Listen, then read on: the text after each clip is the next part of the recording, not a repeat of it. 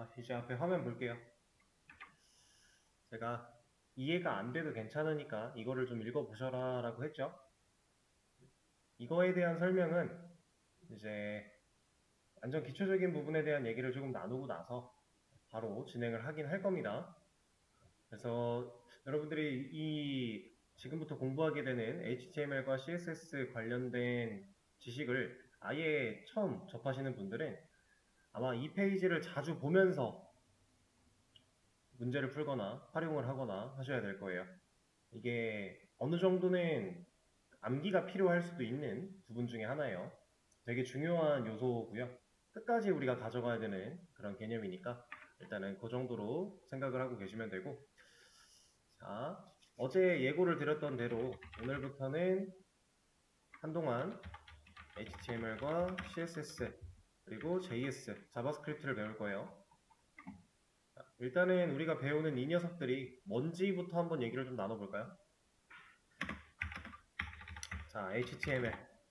HTML이 뭔지 혹시 아시나요?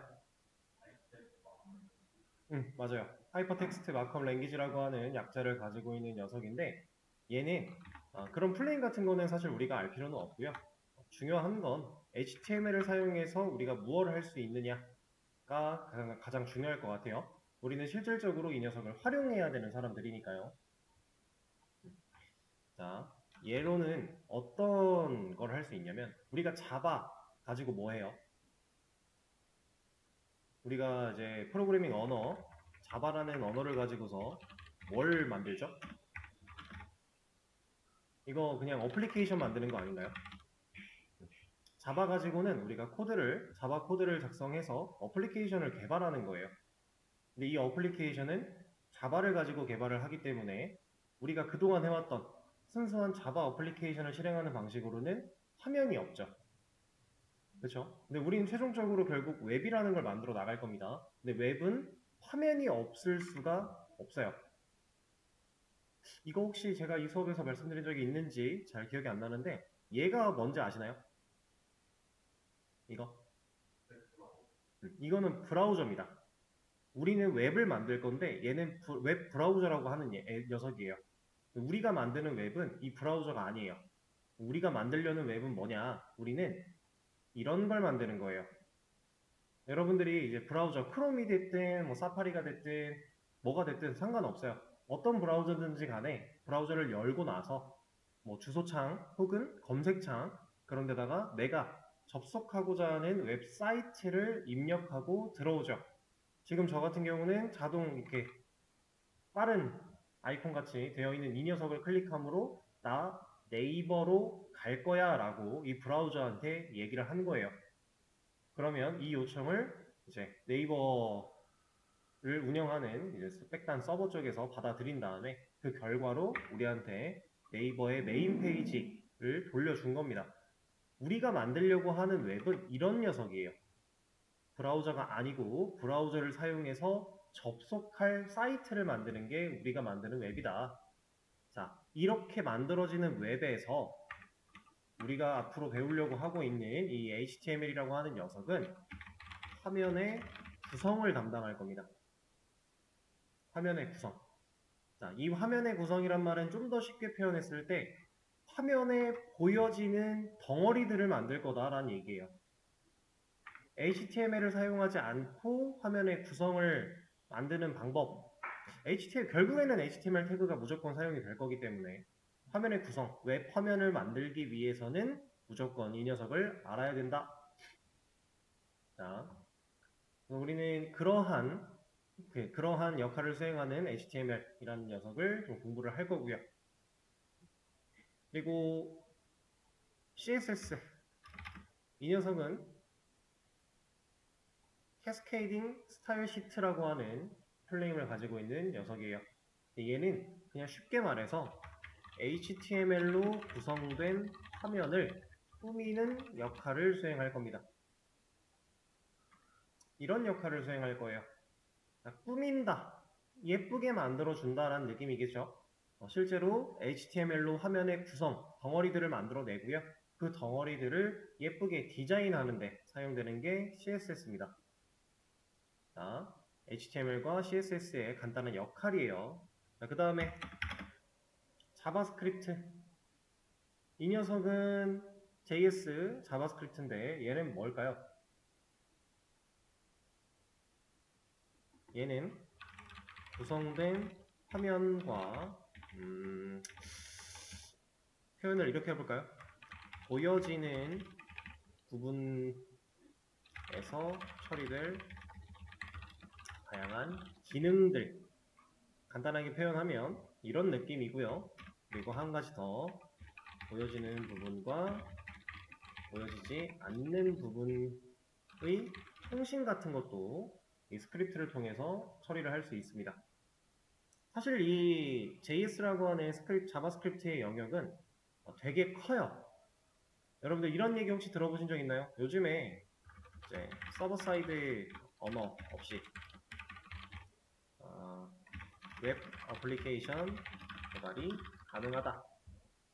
자, 이런 게 요즘에 실제로 가능하고 많이들 변화하고 있는 추세 중에 하나기는 한데, 여기서 말하는 서버 사이드 언어라는 건 그냥 쉽게 말해서 자바예요, 자바. 우리가 자바를 가지고 웹 어플리케이션의 그 서버단, 백단을 만들어 나가는 건데, 자바 같은 언어 없이 웹 어플리케이션 개발이 실제로 가능하다.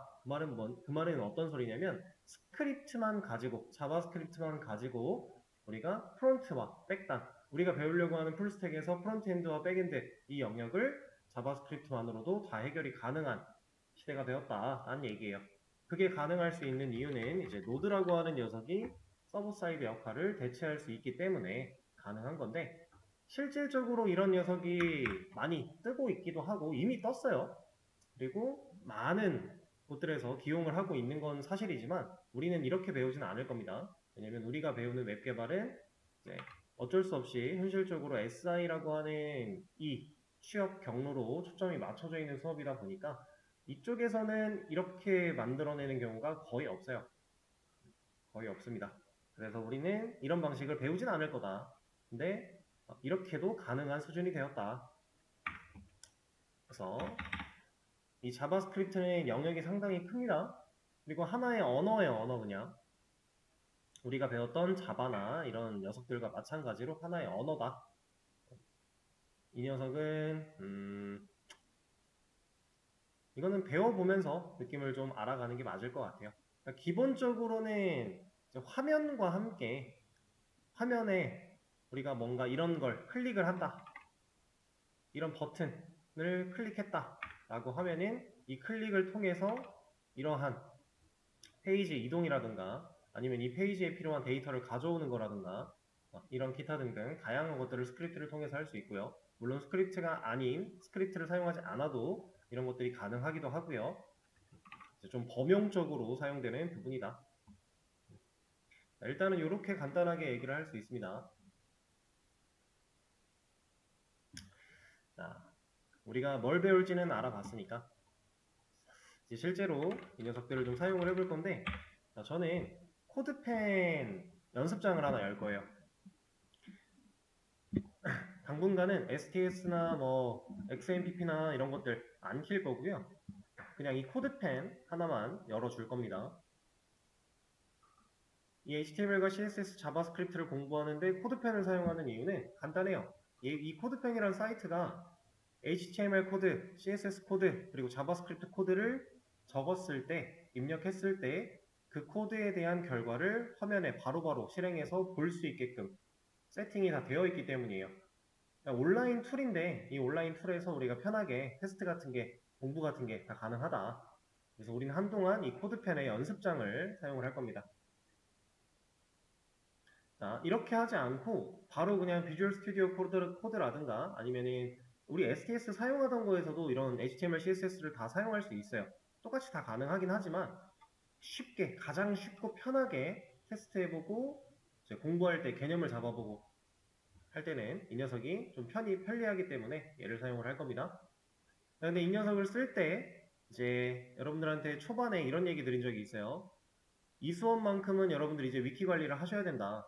공부하는 내용에 대해서 정리가 필요하고 그 정리된 거를 기록으로 남길 필요가 있다. 뭐 이런 얘기를 드렸었죠. 그래서 뭐 사용하는 툴이나 이런 것들은 어떤 걸 쓰셔도 상관이 없겠지만 코드펜을 쓰시게 된다면 코드펜에 대한 기본적인 사용법들을 좀 익히실 필요가 있다라고 했는데, 이걸 쓰시는 분들이 있을 수도 있고 아닌 분들이 있을 수도 있으니까 간단한 세팅만 좀 하고 갈 거예요.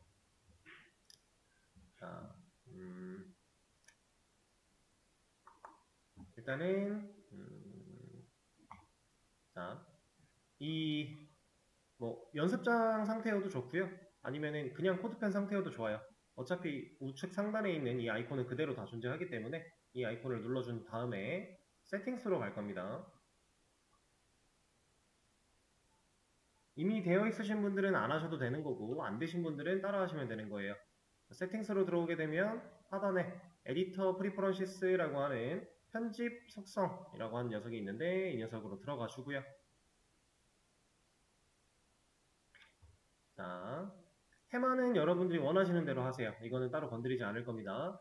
그리고 폰트도 여러분들 편하신 대로 하시면 되고요. 나머지 다 그대로 쭉 내려올 건데 이 정도만 건드려 주도록 하죠. 코드, 인덴테이션, 들여쓰기에 관련된 내용이겠죠. 자, 당연히 HTML과 CSS, 그다음 자바스크립트 이 녀석들도 들여쓰기가 중요해요. 왜냐면 얘네도 우리가 코드를 작성할 거기 때문에 코드는 기본적으로 가독성을 끌고 가는 거예요. 가독성을 신경 쓰지 않아도 되는 코드는 없어요. 그래서 우리가 들여쓰기에 관련된 거 이렇게 처리를 할 거다라고 하는 거고요. 그 다음에 여기는 뭐 내부적으로도 수정이 가능한 거니까 그냥 두도록 하고요. 자, 얘가 필수입니다. 에디터 옵션에서 오토 컴플리트라고 하는 이 녀석이 필수예요. 얘가 체크를 꼭 체크가 되어 있어야 됩니다. 이게.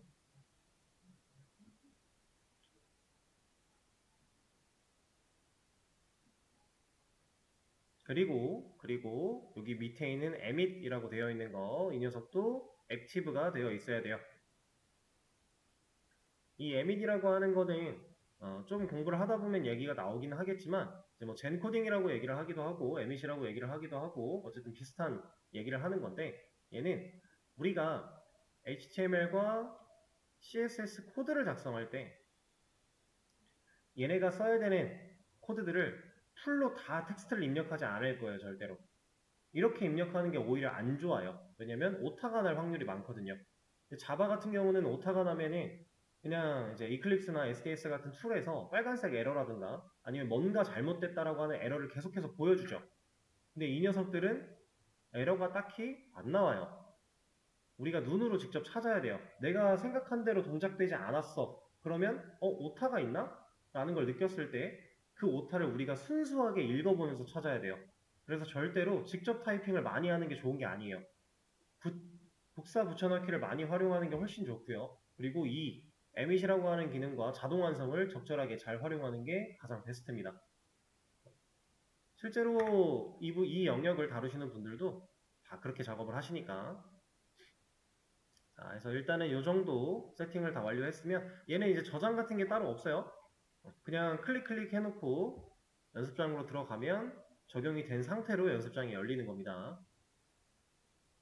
이렇게 들어와 주시고요. 자, 여기서부터 HTML 코드를 작성하는 영역이고 CSS 코드를 작성하는 영역이고 자바스크립트 코드를 작성하는 영역이에요. 이렇게 코드를 작성하는 영역이 나뉘어져 있습니다. 그리고 이 영역은 이렇게 드래그를 통해서 늘렸다 줄였다도 가능하고요. 여러분들이 편하신 대로 사용할 수 있는 편집기. 그리고 우측에 보이는 이 하얀 공간이 실제로 작성된 코드들의 결과를 보여줄 화면입니다. 화면. 여러분들이 이제 배우고 나서 여기다가 뭔가를 적어내면 이 화면에 여러분들이 적은 코드가 실행되어서 결과가 나타날 거예요. 자, 그리고 한 가지 더. 자, 이 연습장 화면에 있는 세팅스라고 하는 이 녀석을 눌러보면은 여기서도 뭔가 세팅을 할 수 있는 것들이 있어요. 여기서 다른 거는 건드릴 필요가 없는데 behavior라고 하는 이쪽으로 들어와 보시면 아까 설정에서도 봤었던 auto updating preview라고 하는 녀석이 있습니다. 자, 얘는 일단은 켜놓고 진행을 하세요. 얘를 굳이 끌 필요는 없어요. 켜놓고 진행을 하되, 이거는 무슨 기능이냐면 그냥 자동으로 내가 코드를 작성하면 자동으로 업데이트를 해서 미리 보기 화면에 보여줄게 라고 하는 거예요. 얘를 끄면은, 이건 따라하지 마시고 그냥 보세요. 얘를 끄면 이렇게 런이라고 하는 버튼 하나가 생겨나요. 내가 코드를 작성하고 나서 이 결과를 보고자 할 때 이 런 버튼을 꼭 눌러줘야만 합니다. 번거로워요. 그래서 지금 단계에서는 이 업데이팅 프리뷰를 그냥 자동으로 될 수 있게끔 켜서 진행을 할 거고요. 나중에 우리가 스크립트에 대한 작업을 좀 하기 시작을 하면은 그때는 가끔 끌 필요가 있어요. 왜냐면 스크립트는 우리가 코드를 입력하는 중간중간에 계속 업데이트가 됐을 때 좀 불편하게 이상한 것들이 많이 에러 같은 게 보일 거거든요. 그래서 그때 가서는 끌 거지만 지금은 켜놓고 할 거다. 자, 이렇게 우리가 사용할 툴에 대해서 간단하게 설명을 드렸고요. 자, 그럼 이제 진짜로 HTML, CSS 이런 것들을 좀 알아가 볼 건데, 한 가지만 더 얘기를 하고 알아가 보도록 하겠습니다. 자, 이거 저번에도 한번 얘기를 드리긴 했던 것 같아요.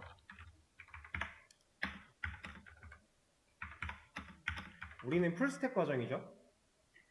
웹이라고 하는 걸 하나 만들어내면 이제 프론트엔드 단이 있고 백엔드 단이 존재하게 될 텐데, 이 프론트엔드 단에 프론트엔드 단이라고 얘기를 할 수 있는 그 코드들을 우리는 스크립트를 가지고 작성을 하게 될 거예요. 그리고 백엔드는 자바 가지고 사용을 할 거고, 뭐 DB도 사용을 할 거고, 그다음 뭐 웹서버가 있다면 웹서버도 사용을 할 거고, 이런 것들. 자, 근데 이렇게 보니까 HTML과 CSS는 여기에 포함되어 있지가 않죠. 얘네들은 프론트 엔드에 속해 있지가 않아요. 저는 프론트 엔드에다가 이 녀석들을 넣는 걸 좋아하지 않습니다. 넣어서 말씀을 드려도 사실 큰 문제가 되진 않지만, 프론트 엔드다, 난 프론트 엔드 개발자가 될 거야 라고 했을 때 이 녀석들을 알아야 돼는 아니에요. 그럼 얘네들은 뭘까요? 제가 아까 전에 화면의 구성을 담당할 거고, 구성된 화면의 디자인을 예쁘게 만들어주는 게 CSS, 이렇게 각각의 역할에 대해서 말씀을 드렸는데, 프론트, 얘는 보여지는 부분이니까 화면도 결국 보여지는 거니까 얘네들이 프론트엔드에 속해야 되는 거 아닌가요? 라고 생각을 하실 수 있어요. 근데 사실상 이 HTML과 CSS는 웹 퍼블리싱이라고 하는 영역이라고 보셔야 돼요. 퍼블리싱이라고 하는 건 뭐냐면은 웹 화면의 구성을 만들어내는 거고요. 그 태그를 사용해서, 그러니까 HTML, CSS를 사용해서 만들어내는 거고, 디자인까지 적용을 시키는 거예요. 그걸 이제 퍼블리싱이라고 얘기를 합니다. 그래서 이러한 일을 하시는 분들은 실제로 퍼블리셔라고 불러요. 그리고 이런 분들은 이제 개발 쪽 영역보다, 이런 개발에 대한 지식보다 이쪽 지식에 치중이 많이 되어 있으신 분들이라서 오히려 디자인 쪽에 가까운 분들이에요. 미적 감각이 뛰어나신 분들이 화면을 그려줘야 이쁘게 화면이 만들어지겠죠? 그래서 실질적으로 우리가 실무를 할 때 어떤 식으로 진행이 되냐면, 사업을 기획하고 이제 입찰을 받았다. 회사가 이제 뭐 대표가 사업을 기획을 해서 입찰을 받아서 우리가 할 일을 수주를 해왔다 라고 하면은 일단 기획 단계를 거쳐요. 만약에 1년짜리 프로젝트다 라고 하면, 대충 그냥 예를 들어서 1년짜리 프로젝트다 라고 하면은 기획 단계를 거칩니다. 그럼 이 기획 단계에서는 뭐 프로젝트 매니저라든가 프로젝트 리더 같은 분들과 이제 사업을 발주하신 분들, 보통 SI 업체들은 대부분 공공기관 사업을 많이 하기 때문에 이제 클라이언트, 그 고객분들을 만나서 이제 미팅을 진행을 하고요. 사업을 열심히 기획을 하겠죠? 그렇게 기획하는 기간이 몇 개월 정도 걸립니다. 보통 제가 봤을 때 한 4개월 이상 걸리는 것 같아요. 1년짜리 프로젝트라고 하면은 이것저것 해서 기획 단계를 마무리 지을 때 각종 문서들을 만들어 가며 4개월 정도가 소요가 되고, 그리고 이제 진짜로 시작을 해요. 어느 정도 시작을 하려고 합니다. 그때 가장 먼저 이분들한테 화면 정의서라고 하는 문서를 제공하며 이분들한테 화면을 만들어 달라고 요구를 해요. 그럼 이분들은, 이 퍼블리셔 분들은 우리가 제공했던 화면 정의서, 우리가 만들고자 하는 화면에 대해 간단하게 표현해 놓은 그 문서를 보고 그 화면을 만들어 주십니다. 그걸 HTML과 CSS 코드를 사용해서 만들어 주는 거예요. 그러면 그렇게 만들어진 결과물을 개발자들이 봤고요.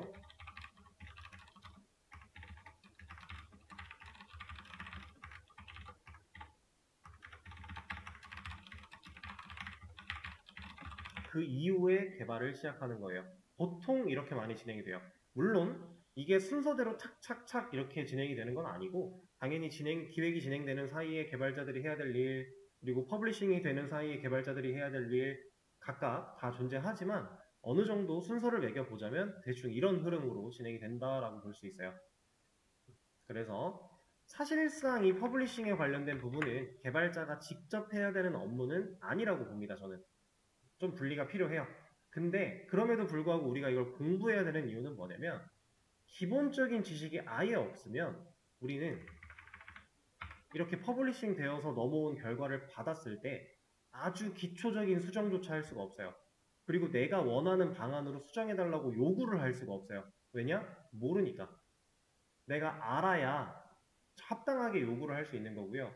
알고 요구를 했을 때는 이분들과 협업을 하는 데 있어서 좀 더 효율이 좋아지는 거예요.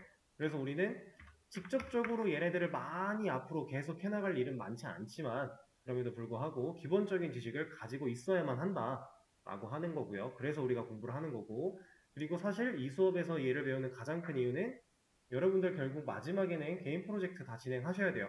근데 개인 프로젝트 진행할 때는 이거 해줄 사람 있는 거 아니잖아요. 돈 주고 맡길 거 아니잖아요. 그렇죠? 그러면 여러분들이 직접 화면 구성이랑 해야 됩니다. 그러려면 당연히 기본적인 걸 알아야겠죠? 그래서 우리가 이런 녀석을 공부를 하는 거다. 이렇게 생각하시면 됩니다. 제가 어제 앞으로 배우게 될 HTML, CSS 이런 녀석들은 되게 쉽다라고 얘기를 했고요. 그리고 복습을 엄청나게 많이 할 필요는 없다라고 얘기를 했었어요. 그 이유 중에 하나가 우리가 그렇게까지 막 엄청나게 잘 하지 못해도 괜찮기 때문이기도 해요. 어느 정도까지만 이해를 하고 어느 정도까지만 다룰 수 있으면 충분합니다.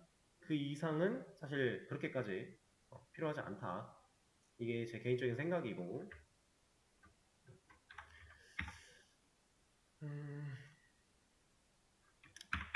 이런 느낌입니다.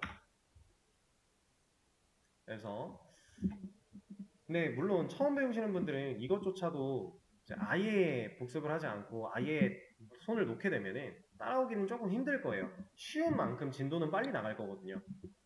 그래서 여러분들이 적절하게 잘 분배를 해서 진행을 하시면 될 것 같다 라는 얘기입니다. 자, 그러면 이제 HTML부터 한번 얘기를 나눠보도록 하죠.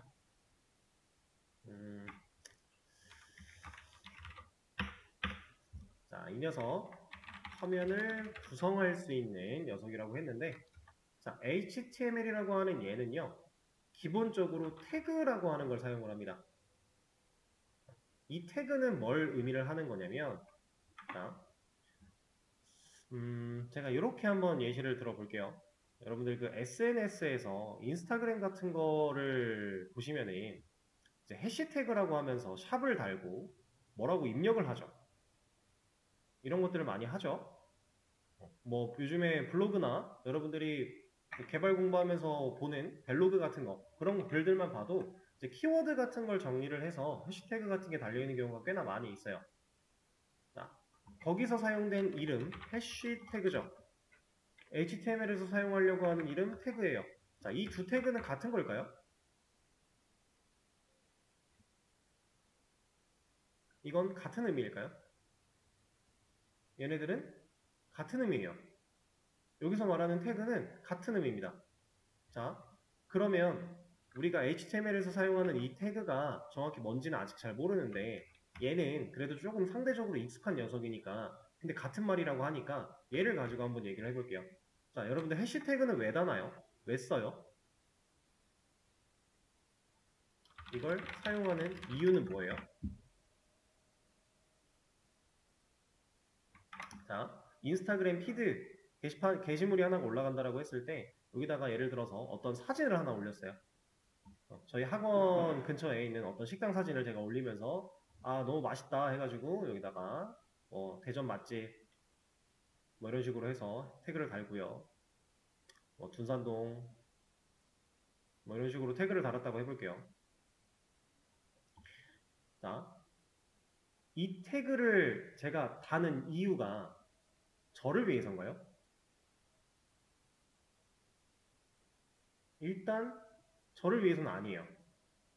이 태그를 다는 이유는 기본적으로 사람들이 이러한 검색을 했을 때 내 게시물이 그 검색 결과로 가라고, 검색 결과에 노출되라고 이런 것들을 달아주는 겁니다.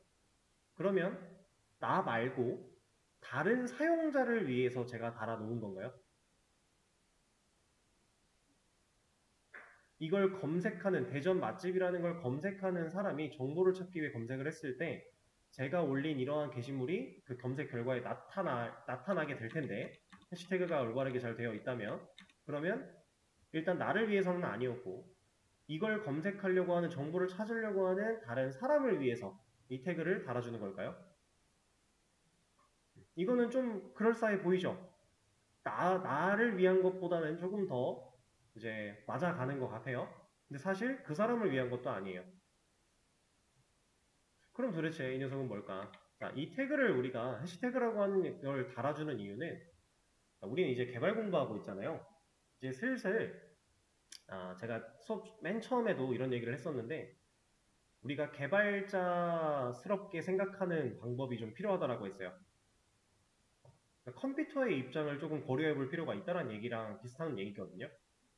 자, 이 해시태그를 달아주는 이유가 사실은 컴퓨터를 위해서예요. 컴퓨터. 얘를 위해서. 왜? 자, 제가 식당 사진을 하나 올려요. 이 사진을 보고 컴퓨터가 얘는 대전에 있는 어떤 식당이다, 둔산동에 있는 어떤 식당이다를 컴퓨터가 알 수 있는 방법이 있나요? 없죠. 컴퓨터는 그러면 이 사진, 이 게시물이 갖고 있는 이 정보를 분류할 수 없어요. 근데 우리가 해시태그를 달아서 이렇게 대전에 있는 맛집이고 둔산동이고 이런 정보들을 적어주면 컴퓨터는 이 사진은 대전 둔산동에 있는 대전 둔산동에 있는 맛집이구나 라고 하는 정보로 분류할 수 있는 거예요. 컴퓨터가 그런 분류를 해놨기 때문에 다른 사용자가 검색을 하면 이러한 결과가 노출되어 나가는 겁니다. 그러니까 결국 이 태그는 컴퓨터한테 얘가 뭔지 알려주려고, 그게 태그의 목적이에요. 자, 해시태그라고 하는 녀석, 컴퓨터한테 알려주기 위해서 사용하는 거다라고 제가 지금 말씀을 드렸습니다. 근데 이거랑 똑같다고 했던 HTML에서 사용하는 이 태그, 당연히 컴퓨터한테 알려주려고 사용을 하는 거예요. 이게 HTML에서 쓰는 태그다. 그러면 컴퓨터한테 도대체 뭘 알려주는데 라는 걸 하나 보여드려 볼게요. 제가 여기 HTML 코드를 입력하는 부분에다가 안녕하세요, 저는 입니다, 반갑습니다 이렇게 문구를 좀 적었어요. 자, 이 문구가 이렇게 적었는데 저는 화면에 어떻게 나왔죠?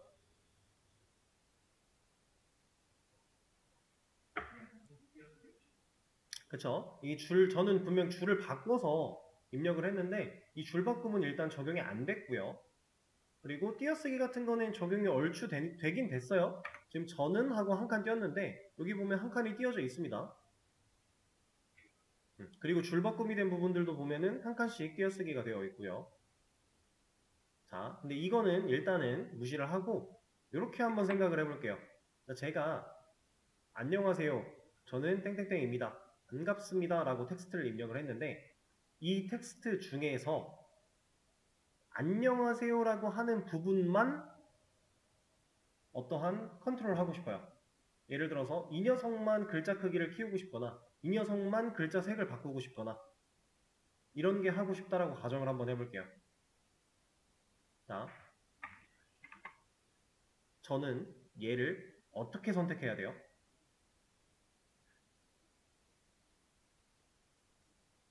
얘를 선택할 수 있는 방법이 있나요? 당장은 없어요. 얘를 선택할 수 있는 방법은 없습니다. 왜냐하면 이 안녕하세요, 저는 어쩌고 반갑습니다. 이러한 녀석들은, 이렇게 적혀있는 얘네들은 그냥 다 똑같은 텍스트일 뿐이에요. 그러니까 문자란 얘기죠. 그냥 적혀있는 문자, 그 이상 그 이하 아무것도 아니에요. 근데 그 문자 중에서 우리가 컴퓨터한테 야, 나 안녕하세요라고 하는 이 녀석만 좀 글자 크기를 키우고 싶어 라는 걸 해야 이 녀석이 글자가 커질 텐데, 컴퓨터한테 내가 지금 고르고 싶은 애가 얘야 라고 하는 거를 알려줄 방법이 없다라는 거예요. 그래서 이때 우리가 태그라고 하는 걸 사용을 하면 컴퓨터한테 알려줄 수 있다라고 하는 겁니다. 태그는 어떤 식으로 사용을 하는 거냐? 일단은 꺽쇠, 왼 꺽쇠, 오른 꺽쇠 열고 닫아 줄 거예요. 그리고 이 꺽쇠 안쪽에다가 제가 예를 들어서 뭘로 해볼까?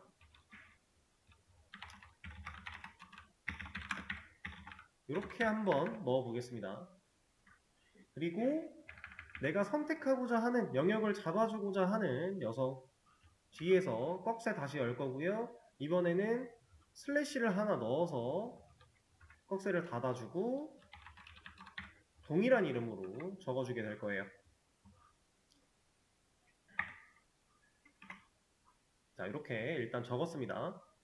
여기까지 적힌 걸 봤을 때 여러분들이 느낄 수 있는 거, 제 설명을 듣기 전에 느낄 수 있는 거. 자, 꺽쇠 안에, 이게 지금 태그 사용법이다라고 제가 말씀드리면서 이걸 보여드렸는데, 꺽쇠 안에 들어있는 이 녀석들은 화면에 노출되나요? 안 되죠. 제가 지금 말하고 있는 이 태그라는 녀석들은 태그의 구성을 제대로 갖췄다면 화면에 나타나지 않아요. 그러니까 진짜 목적이 컴퓨터한테 알려주기만 하는 목적인 거예요. 얘는 그 이상 그 이하 아무것도 아닙니다. 물론 우리가 이제 점점 공부를 하다 보면 태그 자체가 가지고 있는 특별한 능력치들이 존재하게 돼요. 그러한 능력치는 이제 우리가 태그마다, 특별한 태그마다 있을 수 있는 거기 때문에 그때그때 얘기를 해야 되는 거고, 기본적인 태그는 아무 능력이 없고요. 아무 능력이 없는 태그는 이렇게 화면에 아무런 효과를 주지 못한다. 그리고 태그는 이제 요 구성을 봤을 때 이거를 제가 메모장으로 옮겨서 보여드릴게요. 자, 이렇게 적혀있는 이 녀석, 이 부분, 앞에 있는 이 부분이 여는 태그라고 하고요. 여기 뒤에 있는 이 부분이 닫는 태그라고 얘기를 합니다. 그래서 앞뒤의 차이가 슬래시라는 녀석이 하나 붙어 있어요. 그리고 이 녀석 꺽쇠 안에 들어있는 이름은 동일하고요. 자, 여는 태그와 닫는 태그, 이렇게 한 쌍으로 이루어져 있는 게 가장 일반적인 태그의 모습이에요. 그러면 이렇게 열리는 녀석과 닫는 녀석 사이에 들어있는 안녕하세요라고 하는 이 얘는 뭐겠어요?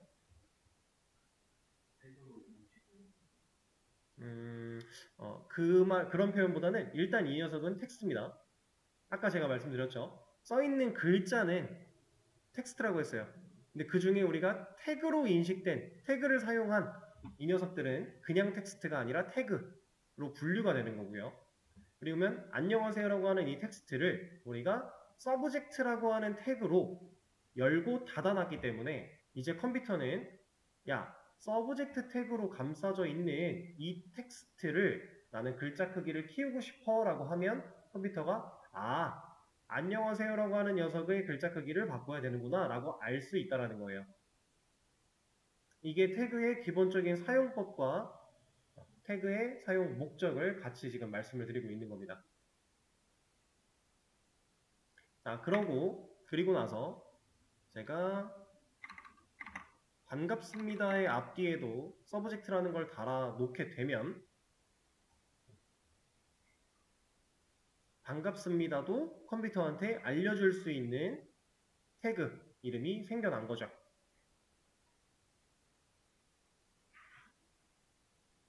자, 이런 식으로 사용을 할 수가 있습니다. 자, 그리고 이 태그라고 하는 이 녀석은요. 자, 이제는 제가 타이핑을 이렇게 꺽쇠 열고 닫고 요 안에다가 실제로 입력하고 꺽쇠 열고 닫고 슬래시 입력해서 안에다가 입력하고 이런 거 안 할 거예요. 여러분들도 앞으로 이거 절대로 직접 타이핑하는 일 없을 겁니다. 자, 이제부터 어떤 식으로 할 거냐? 내가 태그를 만들고 싶다라고 하면 내가 태그로 만들 이름을 적어요. 예를 들어서 뭐 이런 거 한번 적어볼까요? 테스트라는 태그를 사용하고 싶어. 그럴 때 내가 사용할 태그의 이름을 적어줍니다. 그리고 나서 그대로 탭만 누르세요. 그러면 알아서 여는 태그, 닫는 태그 구성으로 만들어줘요. 자, 이 기능이 오토컴플리트와 emit이라고 하는 그 기능을 통해서 만들어지는 녀석입니다. 이러면 간단하게 태그를 작성할 수 있겠죠? 그리고 이 안쪽에다가 내가 무언가 텍스트를 넣고자 한다면 그냥 넣어주면 돼요, 이렇게.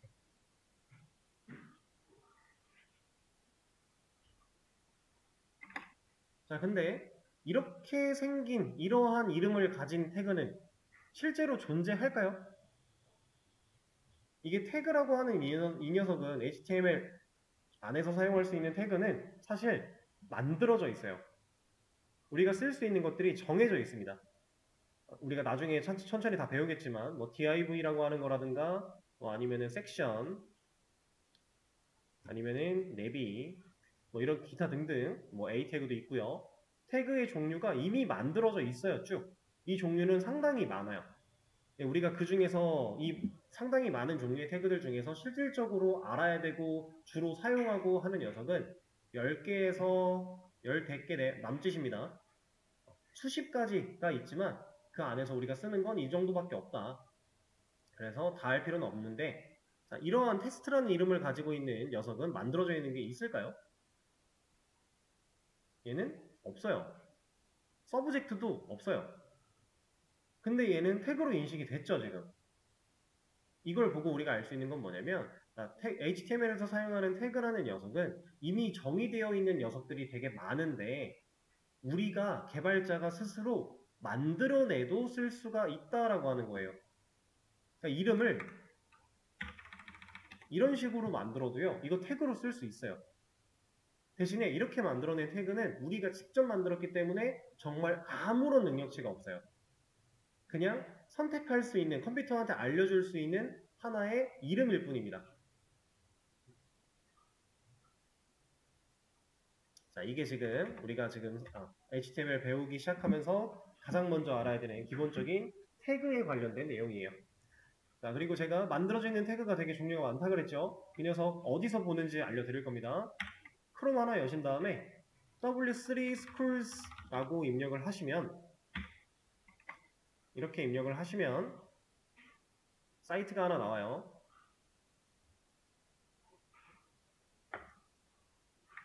자, 이 사이트로 들어가 보시면요. 정말 많은 종류의 언어들이 위에 쭉 나오게 되는데 이 중에서 우리는 지금 HTML을 공부하려고 하니까 이 HTML을 눌러 보겠습니다. 그러면 HTML 튜토리얼이라고 하면서 밑에 뭔가 정보들이 쭉 나오고 근데 얘는 이제 영어 페이지가 문제인 거죠. 자, 이 녀석 겁먹을 필요 없이 그냥 우클릭 번역하셔도 돼요. 우클릭 번역으로 보셔도 괜찮습니다. 어느 정도는 이해하는데 큰 무리 없게끔 다 번역이 잘 될 거예요. 자, 그리고 우리는 지금 태그를 공부하려고 하는 거니까 여기서 밑으로 쭉 내려가 보시면은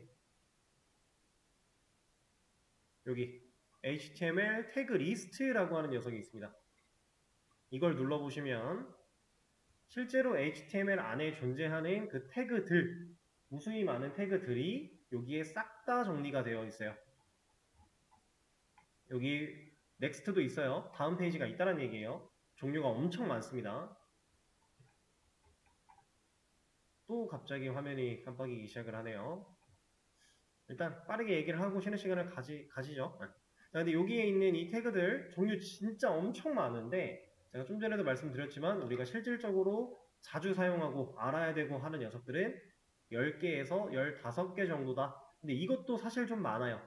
하다 보면 결국 이 안에서 뭐 한 대여섯 개밖에 안 써요, 주로.